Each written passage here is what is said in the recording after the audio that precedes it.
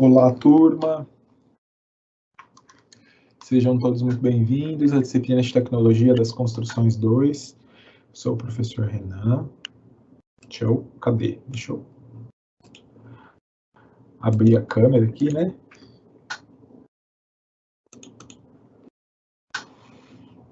Agora sim. Eu sou o professor Renan Galvão, esse é o nosso 6º encontro.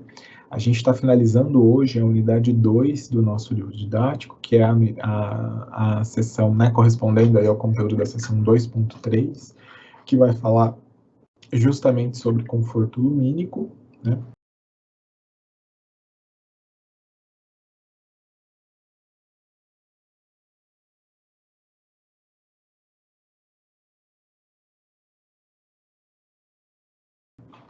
Nessa unidade 2 da disciplina de Tec 2, a gente abordou conforto ambiental, né? Então, lá na aula 4, né, a gente estudou conforto térmico, na aula passada, aula 5, a gente estudou conforto acústico, e hoje a gente estuda conforto lumínico, ok?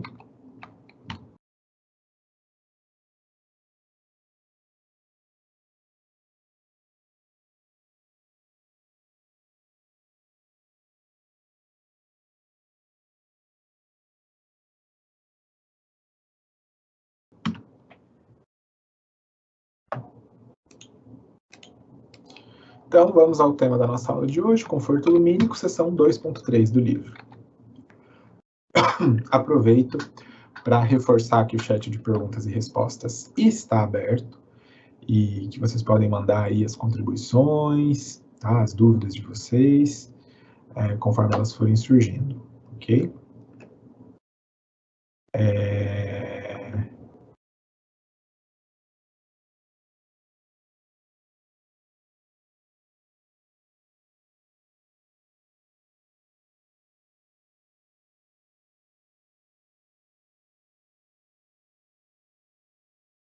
Só vendo aqui já de início uma dúvida do Marco Aurélio. A Silvia mandou um bom dia Silvia, e o Marco Aurélio mandou: bom dia, professor, as aulas não estão sendo gravadas, elas não estão no AVA.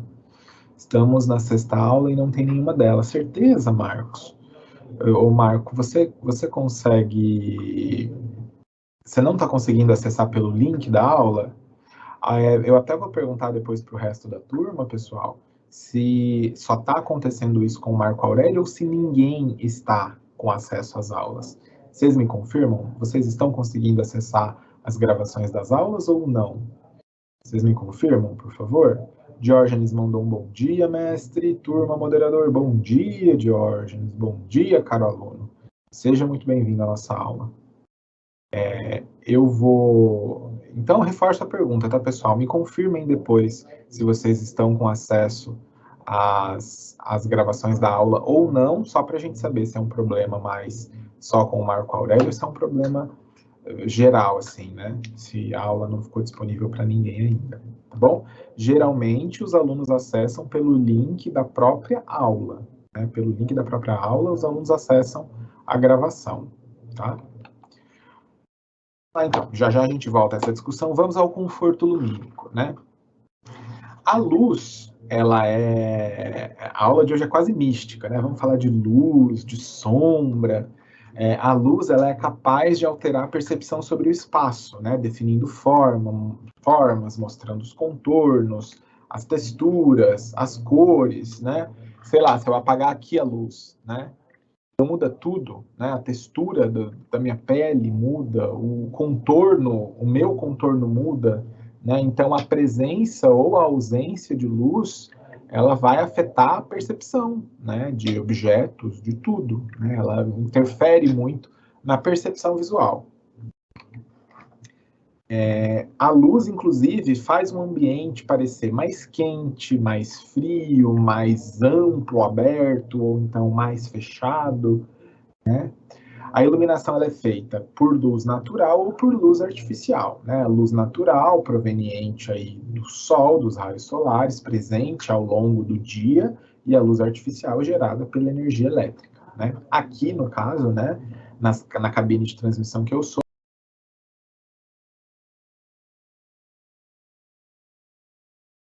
minha iluminação ela é toda artificial, né? Tanto que se eu apagar, como eu já fiz algumas vezes, essa luz, a iluminação ela fica muito menor, né? Porque eu só tenho a iluminação aqui do vidro aqui da abertura da minha porta. Então, a percepção sobre a forma de objetos, tá? Sobre o contorno desses objetos. É uma função da direção e da intensidade da luz que incide sobre eles, tá? Então, dependendo da direção que eu coloco, né? Será que ela está perpendicular ao objeto? Será que ela está inclinada ao objeto, né? Como que é a intensidade, né? E a direção dessa luz. Isso vai alterar a forma dos objetos, tá? A textura vai depender do ângulo e da direção com que essa luz incide, tá? O raio luminoso... Opa. Ih, pessoal. O raio luminoso, ele vai ser capaz de revelar as cores ou criar cores nas superfícies, tá? A luz, ela pode acabar criando cores em superfícies também. Muitas vezes, se você iluminar um ambiente com uma lâmpada incandescente, a iluminação vai tender a dar cores mais amareladas, né? Talvez ali alguns tons mais amarelados às minhas superfícies. Se eu iluminar com uma lâmpada de LED, por exemplo, a cor revelada vai ser muito mais próxima à cor real, tá?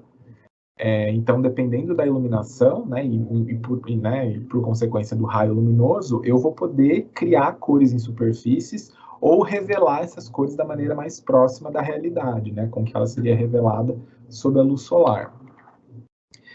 E é claro que a arquitetura ela vai explorar todos esses recursos, né, de forma a impactar o usuário da edificação, né, de impactar a percepção do usuário da edificação nesses espaços, né? Então a arquitetura vai poder manipular textura, opacidade, transparência, né? Vamos conversar agora sobre as propriedades de propagação da luz, tá? Começando pela reflexão, tá bom? Nós podemos ter, tá? Nós vamos ter reflexão, transmissão e absorção de luz, tá? A luz ela vai poder ser refletida pela superfície, tá? Ser absorvida pela superfície ou transmitida pela superfície, tá? O primeiro tipo, né, de propagação de luz, que é a reflexão, ela pode ser dividida em 3 categorias: a reflexão difusa, a reflexão mista e a reflexão especular. E aí a gente vai utilizar de conceitos vistos lá em física, tá, pessoal? Vocês vão recuperar lá da parte de ótica, né, em física que a gente estudava, né, reflexão de luz, para a gente relembrar, então, o que é uma reflexão difusa ou irregular, tá? Essa reflexão ela vai acontecer em superfícies com acabamento fosco, tá? Diminui o ofuscamento graças às irregularidades que causam a reflexão da luz em diversos ângulos. Então, no caso da reflexão difusa, você tem uma superfície, a luz ela incide sobre essa superfície e, em função das irregularidades dessa superfície, essa superfície reflete a luz em diversos ângulos, de uma maneira toda irregular e difusa, tá? Isso acaba reduzindo o ofuscamento que a luz pode causar caso ela fosse perfeitamente refletida, né? Então, esses materiais, eles são importantes porque vão causar menos ofuscamento, tá? Então, superfícies com acabamento fosco em geral, a maioria das nossas superfícies, né? Toda essa superfície aqui, ó, é irregular, as paredes aqui, né? Tudo aqui é superfície fosca, né? Então, vai promover uma reflexão difusa, até porque se tudo aqui fosse especular, né, uma reflexão perfeita de uma superfície polida, eu ia ter muito ofuscamento aqui, né? Isso é muito complicado. Além da reflexão difusa, eu tenho uma reflexão mista ou semi-especular, onde a reflexão ela vai se dar de forma espelhada, porque a superfície reflete a luz em várias direções. Um exemplo é uma parede com uma pintura mais brilhante, tá? Ela não é a reflexão aqui não é especular, não é de um espelho perfeito, tá? Mas quando a gente aplica algum acabamento mais brilhante, a superfície ela pode refletir a luz de maneira mais ordenada, né? Então a reflexão ela é um pouco mais espelhada, tá? Eu poderia dizer, talvez, que a superfície do quadro é ligeiramente espelhada, tá? Mais pouco, né? Mas eu consigo até ver um pouco do ar-condicionado refletido, a iluminação aqui, né? Então, o computador aqui, eu consigo ver um pouco do computador refletido, então eu poderia considerar que esse quadro tem uma superfície aí um pouco, tá ligeiramente mais espelhada, que me daria talvez uma reflexão semi-especular. E por fim eu tenho a reflexão especular, que aí ela vai ocorrer em superfícies perfeitamente polidas, tá? O principal exemplo aí são os espelhos, né? Nesse caso, o ângulo de incidência do raio luminoso é igual ao ângulo de reflexão, tá? Então o ângulo incide aqui o raio incide com uma angulação e ele vai ser refletido com a mesma angulação, tá bom? Aí nós temos, né, em superfícies perfeitamente polidas como os espelhos, nós temos uma situação de reflexão especular.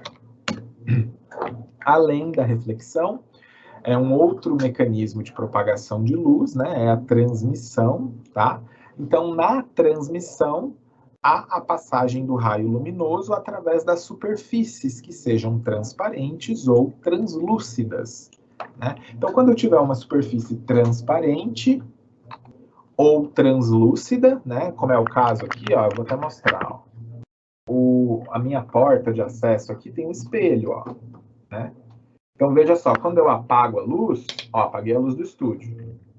Se essa superfície aqui, que é um vidro, né, transparente, se essa superfície não fosse transparente, eu ia estar em completa escuridão. Mas como essa superfície é transparente, né, ela permite a transmissão da luz externa para dentro da cabine. Né? Então é por isso que vocês conseguem me ver um pouquinho menos com a luz apagada. Por quê? Porque eu tenho iluminação, eu tenho raio luminoso, eu tenho raio luminoso passando por essa superfície transparente de vidro, né? Esse pedaço aqui da minha porta que tem vidro, onde eu consigo, né, por transmissão de luz, ter essa penetração da iluminação do ambiente externo para dentro. E por fim, a gente tem a absorção, tá? Que aí é a porção de luz que pode ser absorvida pelos objetos, principalmente aqueles objetos opacos e de cor escura. Tá? E essa luz absorvida ela vai ser transformada em calor. Daí a importância, né, das escolhas de cores. A gente sabe muito bem, né? Vai sair no sol com uma camiseta preta, vai passar muito mais calor, porque os raios solares, né, a energia solar, a luz que está sendo incidida sobre a sua camiseta preta, né? Essa camiseta preta não vai refletir essa luz, ela vai absorver a luz e vai transformar em calor. Por isso que, né, camiseta preta é uma camiseta quente, né? Por causa disso. Porque a superfície escura e opaca absorve a luz e transforma ela em calor, né?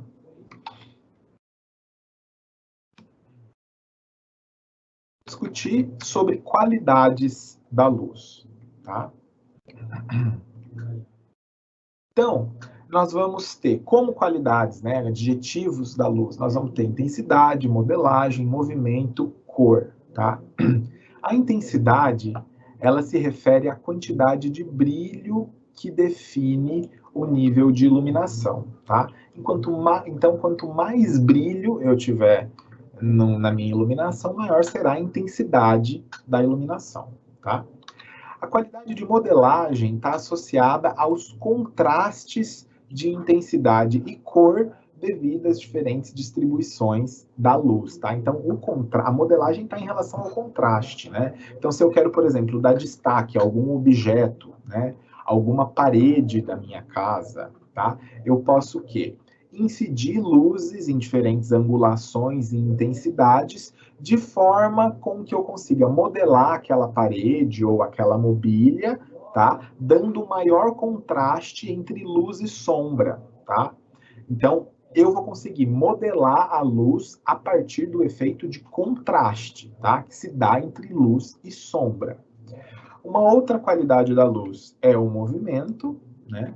Ou seja, a capacidade de mudança de intensidade, cor ou forma, né? Hoje em dia a gente tem, né? Eu até em casa coloquei aquelas lâmpadas onde a gente consegue, aquelas smart lâmpadas que a gente consegue fazer controle remoto por voz, né? Esse tipo de iluminação você consegue aumentar, reduzir a intensidade, mudar a cor da iluminação, deixar cores mais quentes ou cores mais frias, né? Então, em função dessa possibilidade de mudança de iluminação, a gente associa a qualidade de movimento que a luz tem, né? Ela é capaz de mudar de intensidade, de cor, né? Até mesmo a luz solar, né? Você consegue observar que, em função aí, né, da presença de nuvens ou não, né? Você percebe que a luz, a hora ela está, né, um dia mais ensolarado, hora menos ensolarado, então a intensidade da iluminação muda. E nós temos a cor da luz, que daí é uma propriedade, é uma qualidade intrínseca à frequência da onda eletromagnética lá na região, né, do visível, né, na região das ondas eletromagnéticas do visível, né, do que o ser humano é capaz de enxergar. Então, pensando aí nas funções da luz, né, e vamos pensar em especial dentro da arquitetura e da engenharia, né, da iluminação das nossas edificações, vamos pensar nessas funções da luz.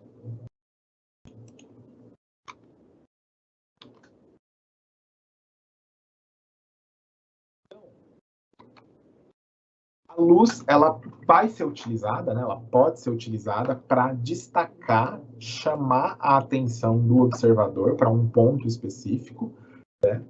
Ou então separar diferentes ambientes em uma casa, né? Eu posso deixar alguns ambientes com uma cor mais quente, outros com uma cor mais fria, eu acabo separando esses ambientes.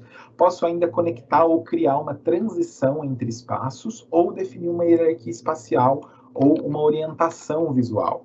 Essa questão de criar transição entre espaços, de criar uma orientação visual, a gente consegue enxergar isso com muita clareza quando a gente visita museus ou galerias, né? A gente vai visitar uma exposição, a gente tem toda a iluminação daquela galeria, né, onde está tendo a exposição, toda a iluminação orientando a sua visão, né? Então, você entra na galeria, você já vê ali as primeiras obras que você deve observar, e aí você tem todo um caminho de luz te direcionando, né? Dizendo uma hierarquia de espaço onde você precisa olhar com mais atenção. Ah, tem um grande holofote aqui nessa obra. Então, de fato, ali vai ser uma obra importante que você vai dar atenção, né? Então, dependendo da intensidade da luz, você cria essa hierarquia, né? Onde os seus olhos precisam ver primeiro, né? Criando uma transição. Então, a iluminação de museus, de galerias, de teatro, né? Iluminação de teatro também, pessoal, é impressionante, né? Como a iluminação específica em um ator em determinado momento pode trazer uma carga dramática muito maior. A iluminação, ela é um pedaço essencial do teatro, né? E aí, então, em função dessas, né, dessas características, a gente vai utilizar dispositivos para, pensando nas nossas edificações, a gente vai utilizar dispositivos para manipular essa incidência de luz, né? Manipular a nosso favor. Então, quais são os recursos arquitetônicos para aproveitamento da luz natural?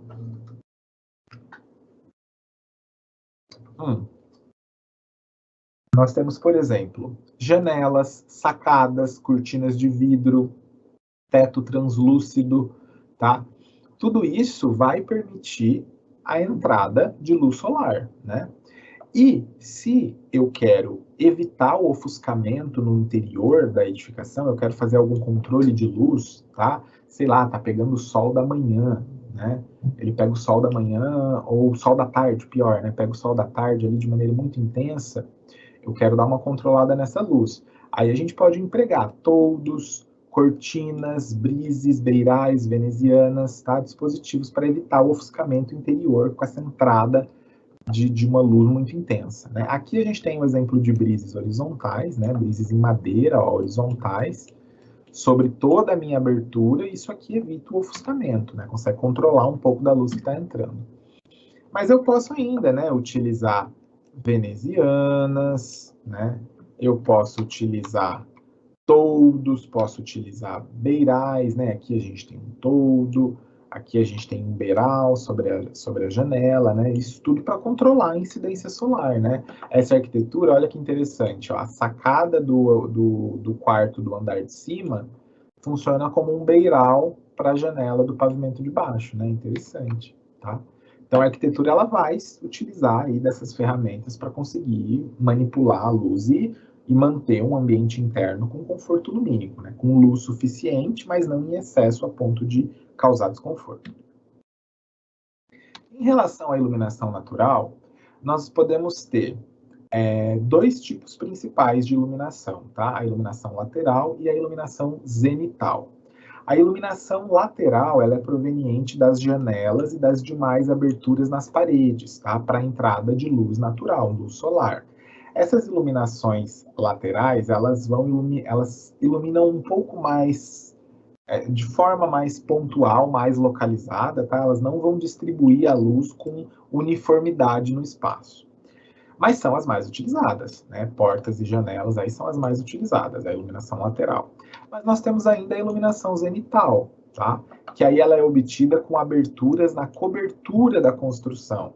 Então aí é a partir da instalação de domos, clarabóias, cúpulas, que vão garantir uma maior uniformidade na distribuição de luz, porque ela vem de cima, né? Ela consegue se espalhar de maneira mais uniforme, tá? Mas aí a iluminação zenital sempre vai vir de aberturas no teto, na cobertura, né? Estamos falando aí de domos, de clarabóias, de cúpulas, né? Aqui a gente tem uma cúpula, aqui a gente tem clarabóia, aqui a gente tem domos, né? Sempre aberturas aí no teto, tá? Iluminação zenital. Já em relação à iluminação artificial, ela precisa ser pensada para complementar a natural durante o dia e à noite como iluminação ambiente, tá? O ideal é que o projetista, né, o arquiteto, o engenheiro que está projetando a residência, ele faça o melhor aproveito possível da iluminação natural. E aí, eventualmente, ele vai prever uma iluminação artificial para complementar a natural durante o dia e para ser a iluminação ambiente durante a noite, tá? O projetista deve levar em conta a finalidade da edificação ou do ambiente, tá? E se é necessário algum esquema de iluminação diferente, tá? Se você quer causar uma sensação de que o espaço é mais amplo, tá? Você pode promover ali uma uniformidade na iluminação, inclusive em todas as paredes periféricas, tá? Se você iluminar todas as paredes periféricas de maneira uniforme, você vai dar aquela sensação de que o espaço é maior, é amplo. Agora, se você de repente quer causar uma impressão de relaxamento no ambiente, quer criar um ambiente mais aconchegante, você pode utilizar uma iluminação não uniforme, né? Então, ilumina, por exemplo, ali a região da sala de estar com uma iluminação, né? E aí a sala de jantar ali ao lado você ilumina com uma intensidade menor, aí você pode acabar criando, né, a sensação de maior relaxamento, né?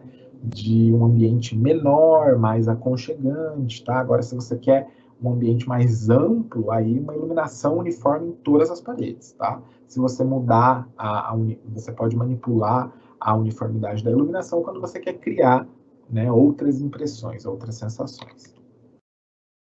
Falando, aqui eu vou falar rapidamente, tá, pessoal, sobre essas grandezas fotométricas e vou destacar algumas que são importantes para a nossa discussão.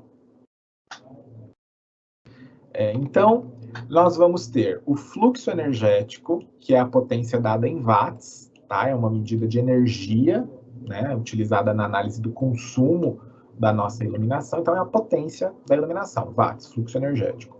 O fluxo luminoso é a radiação total emitida pela fonte de luz, a gente expressa em lumens. A eficiência luminosa, por sua vez, é o rendimento da fonte, tá? Ela expressa a relação entre o fluxo luminoso e o fluxo energético, ou seja, ela é dada em lumen por watt, ou seja, qual é a radiação total pela potência daquela iluminação, né? Lumen watt. Nós temos ainda a intensidade luminosa, que é associada à lâmpada ou à luminária, e ela é expressa em candela. Essa informação é fornecida pelo fabricante. Nós temos aqui é importante, tá, pessoal? Nós temos a grandeza fotométrica da iluminância. E iluminância é o valor médio do fluxo luminoso que incide sobre uma área. Ele é dado em lux ou lumen por metro quadrado, tá? Então, é aqui, ó, é o fluxo luminoso em lumen que está incidindo sobre uma área, tá? Ele é justamente, ó, o fluxo luminoso φ dividido pela área A de incidência, tá? É essa iluminância aí, aqui, que vai ser um parâmetro de norma que vai estabelecer, né, qual é a iluminância mínima que os meus ambientes precisam apresentar, tá? Então, ó, vamos guardar essa grandeza aqui, que é uma grandeza importante. Nós temos ainda a luminância, que é a quantidade aí, né, de intensidade luminosa por área, tá? Ela é dada em candela por metro quadrado. E um detalhe importante, ó, trouxe essa figura no slide, né? A iluminância, ou, né, lux, tá? Ela é dada em lumen por metro quadrado, ou lux, ela pode ser medida com esses sensores de intensidade de luz aí, luxímetros, né? A gente chama esses equipamentos de luxímetros, que eles vão medir justamente a minha iluminância. Veja que o resultado de saída aqui, ó, o dado de saída, ele está em lux, tá? Então, esse equipamento, que é chamado de luxímetro, né? Ele vai medir justamente a iluminância dos ambientes, tá? Outras grandezas ainda, nós temos o contraste, que é a diferença aí de luminância entre um ambiente e o seu entorno, que a gente usa, né, a gente usa muito para poder destacar objetos ou escondê-los, né, quando for o caso. Nós temos ainda o índice de reprodução de cor, IRC, que é uma medida da capacidade de lâmpadas de garantir a cor real do objeto ao usuário. Tá? As lâmpadas que apresentam IRC próximo de 100, elas vão apresentar, né, vão revelar a cor mais próxima da real do objeto. Tá? As lâmpadas de LED têm os IRCs muito próximos de 100, tá? As lâmpadas de LED, elas têm essa característica essa capacidade de revelar a cor real do objeto. E nós temos ainda a temperatura de cor, que é uma grandeza expressa em Kelvin, que ela é utilizada para a definição da cor da fonte luminosa, tá? Aqui nós estamos falando de cor, tá bom? Não da temperatura como a gente tradicionalmente pensa em calorimetria, né? Aqui, quando a gente fala de uma luz quente, nós estamos falando de luzes de tons amarelados, alaranjados, tá? Que vão possuir uma temperatura de cor próxima a 2700. Já cores frias, eu estou falando de cores brancas, né, de tons claros, brancos, cuja temperatura de cor fica em torno de 5.000 Kelvin, né? Então, não confundam essa temperatura com a temperatura da calorimetria, tá? Nós estamos falando de temperatura de cor, né? Cores quentes, cores amarelas, alaranjadas, cores frias, cores brancas. Tá? Bom, vamos ver como é que nós estamos de tempo. Tá, temos mais alguns minutos, depois a gente abre para discussão.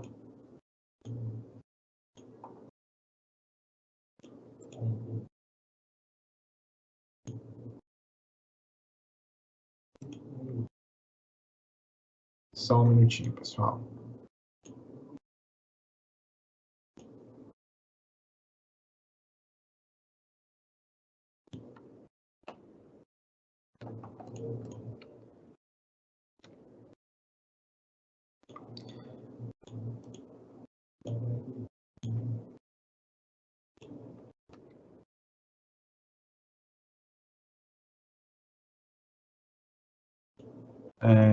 Vamos voltar aqui. Pessoal, o conforto lumínico, então, nas residências, né, vai estar relacionado aos estímulos ambientais que a gente incita sob a visão dos usuários, em função aí da quantidade de luz, da intensidade da luz, se ela é natural ou artificial, mas a gente vai manipular a intensidade da luz, tá? A maneira como ela incide dentro das edificações. Refere-se ainda à sua variação e à sua distribuição dentro desses ambientes, né? Importante novamente, né, para projeto, aproveitar a iluminação natural ao máximo, ok? Como garantir o conforto acústico na situação? Não, né, aqui tem um erro nesse slide, tá? Nós estamos falando de conforto lumínico, viu? Depois eu vou arrumar, pessoal. Né? Como garantir aí conforto lumínico nas nossas edificações, né? Para as residências, a NBR 15575, né, a norma de desempenho das edificações, das habitações, lá da ABNT de 2013, ela vai estabelecer parâmetros mínimos relativos à iluminação natural e artificial para garantia do desempenho satisfatório nesse aspecto, tá? Então, essa norma, ela vai ter justamente os valores recomendados para a iluminância de ambientes internos e também externos de habitações, tá? E nós temos uma outra norma também da NBR que vai trazer esses valores de iluminância mínimos para ambientes de trabalho, porque a gente sabe que a iluminação vai influenciar no rendimento dos trabalhadores, né? Então, esses dados aqui são dados para habitações, ok? Para residências, e são dados lá da nossa norma de desempenho 15575 de 2013. Ela diz, então, que para sala de estar, dormitório, banheiro, área de serviço, a iluminância mínima natural tem que ser de 60 lux e a artificial, à noite, né, tem que ser 100 lux. Para copa e cozinha, a iluminação natural tem que ser 60 lux também, e já para a iluminância artificial tem que ser 200 lux. Tá? Então, para copa e cozinha, né, que é onde a gente, né, talvez tenha que fazer trabalhos mais minuciosos ali, né, de cozinha, a gente precisa de uma iluminação artificial mais intensa. Para garagens, estacionamentos internos, coberturas, né, e para garagens e estacionamentos descobertos, a iluminação natural, ela não tem valor de referência, né, ela é nula, mas para a iluminação artificial, quando eu tiver garagens cobertas, a minha iluminância é 100 lux, e quando eu tiver descoberto, eu preciso garantir uma iluminância de pelo menos 20 lux. Tá? Isso é da norma de desempenho. E aí, como eu falei, a gente tem a NBR ISO 89951 de 2013, que aí vai definir a iluminação para ambientes de trabalho, ok? Essa norma, ela define que a iluminação deve permitir a visualização do ambiente para que as pessoas transitem com segurança e desempenhem as suas tarefas visuais de maneira confortável. Eu preciso de um ambiente bem iluminado, né? Para que as pessoas andem em segurança, façam as suas atividades em segurança, né? E de maneira confortável, que elas consigam enxergar tudo, né? Com clareza. Essa norma ela vai, então, apontar os requisitos de iluminação para locais de trabalho em ambientes internos, tá? Por exemplo, essa norma, depois vocês dão uma olhada na norma, tá? Essa norma vai dizer que para um salão de cabeleireiro, tá? A iluminância mínima é de 500 lux. E que para uma recepção de um escritório, essa iluminação mínima deverá ser 300 lux. Tá? Então, se você estiver dimensionando um edifício comercial, salas comerciais, você precisa pensar lá, né, nas recomendações de iluminação da norma ISO 8995-1, norma de 2013, tá? O projeto luminotécnico, então, ele deve ser feito sobre o layout da unidade, do ambiente ou da edificação como um todo, né? Você vai ter que indicar ali, sobre a planta arquitetônica mesmo, né? Nesse projeto luminotécnico, você precisa indicar pontos de iluminação, a descrição das luminárias, quais são as lâmpadas que serão empregadas, tá? Você precisa explicitar ainda os pontos de acionamento de cada luminária e apresentar qualquer outro detalhe necessário para o entendimento total desse projeto, tá? Algumas especificações podem estar contidas nesse projeto luminotécnico ainda, se vai haver acionamento por sensor de presença, se vai haver controle de intensidade luminosa variável, se vai haver automação da minha iluminação, definição de cenas nos meus ambientes, tá? Considerando ainda o efeito desejado, algumas luminárias e lâmpadas hoje em dia, elas são concebidas com dimerização, tá? Que possibilita o controle da intensidade luminosa da fonte. Essa lâmpada com dimerização, ela promove, né? Ela proporciona diferentes níveis de luz no ambiente. Agora que eu estava falando, a lâmpada que eu coloquei, né, com acionamento de voz, aquelas smart lâmpadas, ela permite essa mudança aí, né, de intensidade de luz.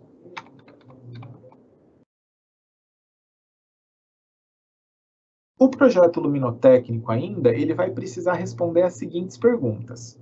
Como a luz se distribuirá no ambiente? Como a luminária distribuirá a luz? Qual a ambientação que se deseja criar com a luz? Eu quero um ambiente mais aconchegante? Eu quero um ambiente mais amplo, né? Qual é a sensação que eu quero causar? Eu quero destacar uma parede, eu quero destacar uma mobília, né? O que eu quero, que sensação que eu quero provocar, né, no meu usuário. Deixa eu dar uma olhada aqui no nosso tempo.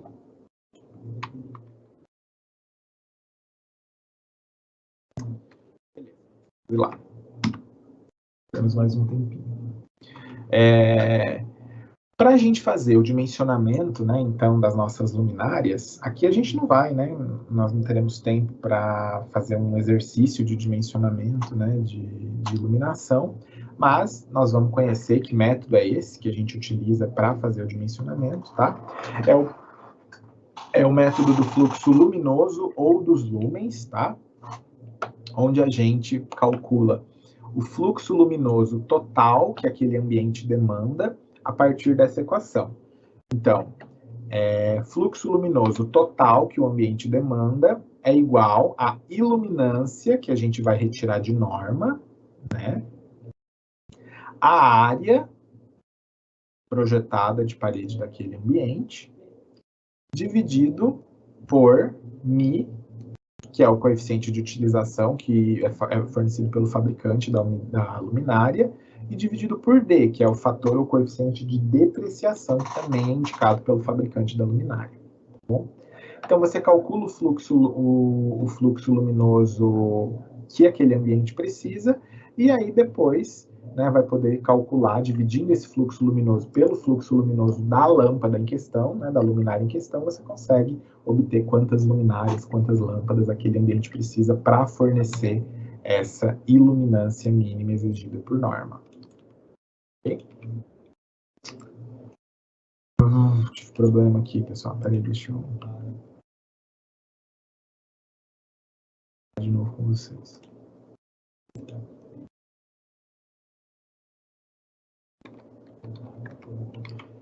Tá?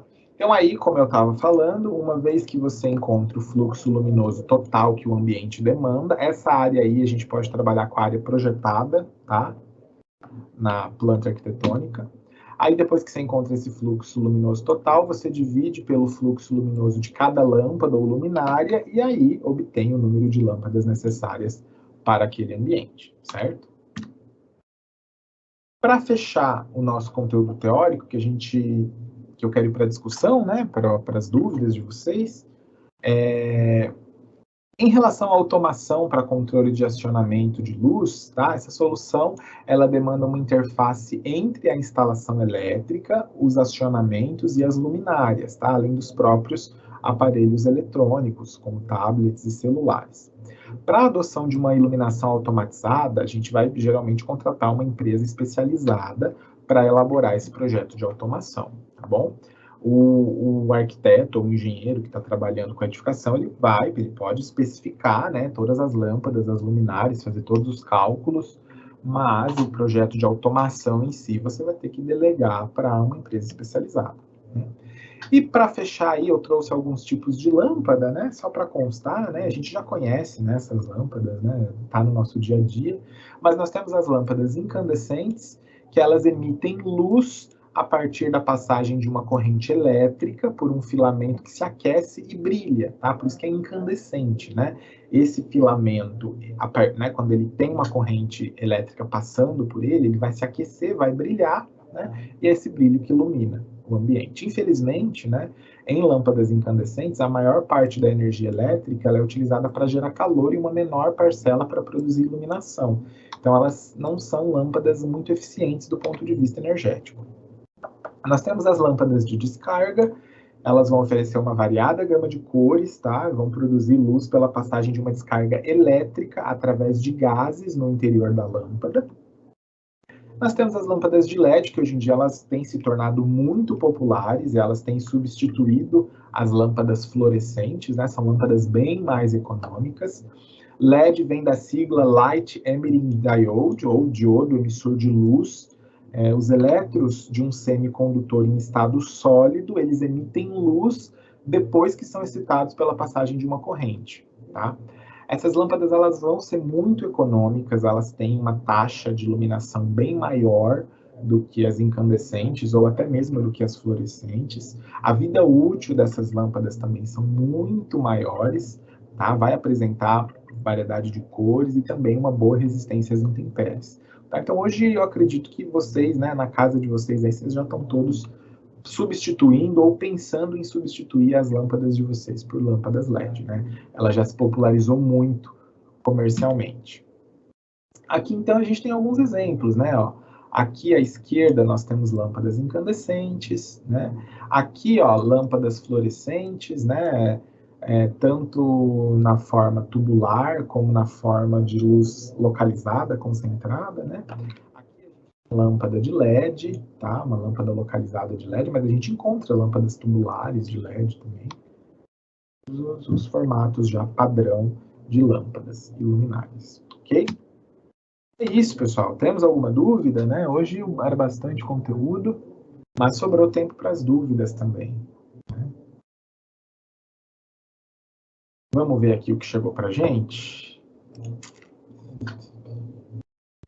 Ó, o Márcio Henrique mandou duas contribuições. A primeira delas foi uma pergunta, né?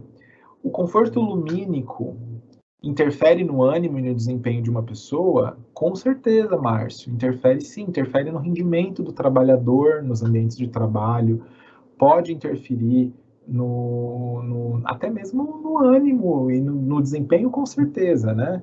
Às vezes às vezes a gente tem aquela sensação de vamos deixar a luz do sol entrar, né? Abre a casa, abre a janela, abre a cortina e aquilo melhora a sensação, né? Um ambiente bem iluminado. Um ambiente bem iluminado vai trazer muito mais conforto, né? Para um usuário do que se for um ambiente escuro, mal iluminado o tempo todo, né? É muito ruim, né? Então, sim, Márcio, vai interferir sim em ambientes de trabalho, isso já é bem consolidado, tá? Por isso que a gente tem até normas técnicas que vão estabelecer quais são, né, os valores de iluminância mínima para aqueles ambientes de trabalho, né, para garantir que o trabalhador está, né, uma iluminação adequada, que não ofusque a vista dele, né, a visão dele, mas que garanta que ele consiga desempenhar enxergando tudo muito bem. Imagina você trabalhar num ambiente mal iluminado, que você não enxerga direito o que você está fazendo ou vendo, ou que você precisa se esforçar muito para enxergar aquilo, né? Isso não faz bem nem para a saúde do trabalhador, assim como é perigoso até riscos de acidente de trabalho, né? O Márcio, ele fez um comentário interessante, ó, é novo para mim, eu não sabia, tá? Ele falou que a lâmpada de dimerização, ela é usada nas maternidades para combater o chamado amarelinho em recém-nascido. Interessante, Márcio. Então, daí eles vão mudando, né, essas lâmpadas com dimerização, eles vão mudando a intensidade da luz nas maternidades. Então, né? Legal, não conhecia, novo para mim, Márcio. Interessante a contribuição. Bom, vou manter aberto aqui o chat de perguntas e respostas, né? Eu vou dar uma olhada aqui então. E vão mandando as contribuições de vocês, tá, pessoal? Eu vou dar uma olhada aqui nas perguntas que o tutor moderou, tá? Mas aí eu tinha perguntado se o pessoal estava acessando as aulas, né? Então, Marco Aurélio, os alunos disseram que sim, viu? Ó, vou até... Ó, a Silvia falou que está aparecendo as aulas, sim. Mais um aluno falou que está acessando normalmente. Ó, o Diógenes mandou aqui, eu vou até publicar para você, Marco Aurélio, para você entrar no link, tá? Ó, o Diógenes, ele mandou a mensagem, ó, entre no grupo que eu te passo os links das aulas, tá?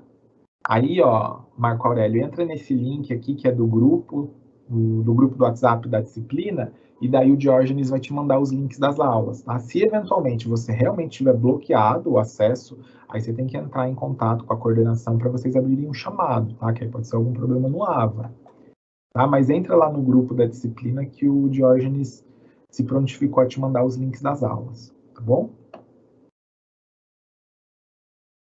Bom dia para o Paulo, que mandou um alô aqui. O Alonso mandou um bom dia também.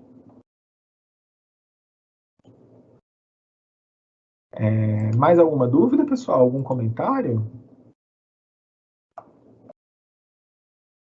Fechamos conforto ambiental? Entendido aí os conceitos fundamentais, assim, né? Os conceitos mais básicos, mais fundamentais, sobre conforto térmico, acústico, lumínico.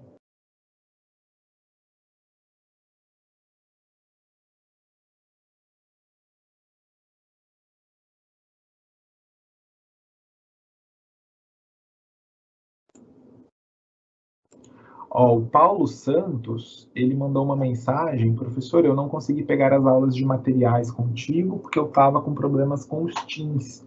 Eu estou com algumas dificuldades em meu TFG, né, o trabalho final da graduação, em relação aos materiais construtivos.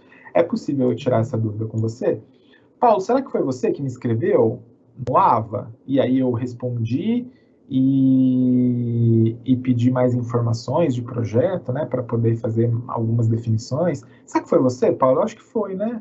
Se não foi você, é um aluno com um caso muito parecido que o seu, com o seu, viu?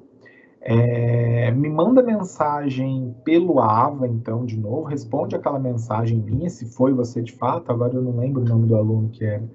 Mas pode me mandar mensagem via AVA, e aí por lá qualquer coisa eu te mando o meu e-mail. Se você não conseguir anexar um arquivo lá, eu mando o meu e-mail para você, e daí você me manda por e-mail, tá?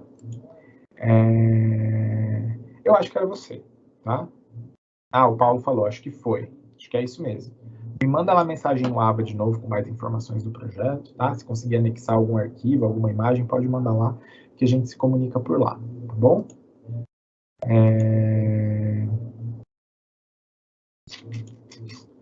Não temos mais nenhuma dúvida por enquanto, pessoal. Tá, Paulo, você não conseguiu entrar no AVA porque estava com problemas. Dá uma olhada lá, eu te respondi, viu? Já faz um tempo lá. Mas dá uma olhada, acho que agora você consegue acessar a sua caixa de mensagens. Mas aí, pessoal, estamos chegando no final da aula, tá? Temos mais alguma dúvida?